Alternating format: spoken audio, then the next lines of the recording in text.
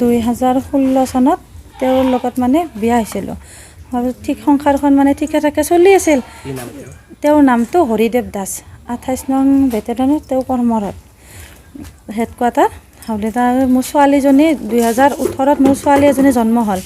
যেতিয়া ছোৱালীজনী জন্ম হ'ল, তেওঁলোকৰ মানে ছোৱালীজনী মুকালমা মেডিকেলত জন্ম হওঁতে তেওঁলোকৰ বায়েকে ফোন কৰি ক'লে যে ছোৱালী জন্ম হৈছে, হৰিদেৱে নাযায়।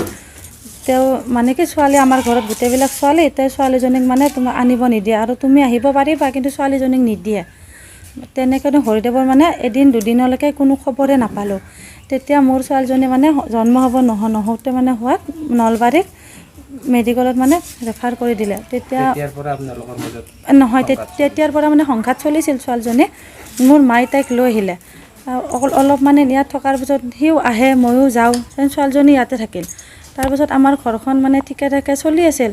তাৰ 2 বছৰৰ পাছত 2021ত মোৰ ল'ৰাটো জন্ম হ'ল। আমাৰ মাজত মানে তেতিয়া ঠিকে থাকে মানে ভালকৈ চলি আছিল। তেতিয়া তেওঁৰ বায়েকে মোৰ ল'ৰাটোক মানে সি টকা পইচা দিয়া বা এনেকৈ কিবা কিবি আনি দিয়া মানে বায়েক ভিনীয়েকে মানে সহ্য নকৰি পেলাই মানে তলে সি মোক মানে মাৰপিট কৰা হ'ল। মই তেতিয়াও মানে একো কৰা নাছিলোঁ, যে হাজবেণ্ডেতো ৱাইফক মাৰিলেও মানে তেওঁৰ লগত মানে মই ঘৰখন মানে সংসাৰখন থাকিব বিচাৰিছোঁ। তাৰপিছত যে মোৰ ল'ৰাটোক মাৰাৰ কাৰণে মানে মই মাহঁতৰ তাত গুচি আহিলোঁ। গুচি অহাতে মানে ইয়াতে আছোঁ, কোনো খা খবৰ নলয়, কোনো মানে টকা পইচা মানে একো নিদিয়ে। নিদিওঁতে মই ল'ৰাটো 21ৰ লাষ্টৰ পৰা আছোঁ। মোৰ ল'ৰাটোৰ মানে 1 বছৰ হোৱা নাই, তেতিয়াৰ পৰা মানে মই ইয়াতে আছোঁ। তাৰপিছত বিবাহ বিচ্ছেদ মানে একো হোৱা নাই।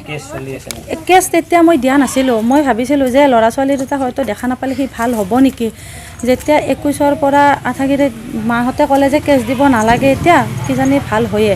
কিন্তু উপায় নাপায় মই 2024ত নলবাৰী আদালতত মই কেছ ফাইল কৰিছিলোঁ। কৰোঁতে তেওঁলোকে মানে কোনো একো সঁহাৰি জনোৱা নাছিল। উপায় নাপায় মই DGP অফিচ মানে হাজিৰ হৈছিলোঁ। হোৱাৰ পিছত DGP ছাৰৰ দ্বাৰা মানে এটা কামাণ্ডেনত মোক 5,000 মানে ল'ৰা ছোৱালী দুটা নামত কাটি দিছিল। তেতিয়াও মানে কেছ চলি আছিল। কেছ চলি থাকোঁতে এতিয়া তেওঁলোকে মানে কেছ যাই থাকোঁ আহি থাকোঁ, তেওঁলোকে ডিভ'ৰ্চ ফাইল কৰিছে যে ডিভ'ৰ্চ দিয়ে তেতিয়াহ'লে মানে পইচা দিম। মই তেতিয়ালৈকে গম পোৱা নাছিলোঁ যে সি বিয়া পতা বুলি। তাৰপিছত এদিন মোক কৈছে যে মোক ডিভ'ৰ্চ দিবি নেকি। মই ডিভ'ৰ্চ কিয় দিম, ইমান ভাল নোহোৱা নেকি। তাৰপিছত কৈছে কি নহয় মই বোলে বিয়া পাতিছোঁ, বিয়া পাতোঁ বুলি কৈ মানে ফটো মোক মানে ভাইৰেল কৰি সি মানে দি দিছে যে তোমাৰ লগত দ্বিতীয় বিবাহ কৰাইছে, যে তোমাৰ লগত মই আৰু নাথাকোঁ, এয়া চোৱা মোৰ ঘৰত মোৰ মানে ফটো।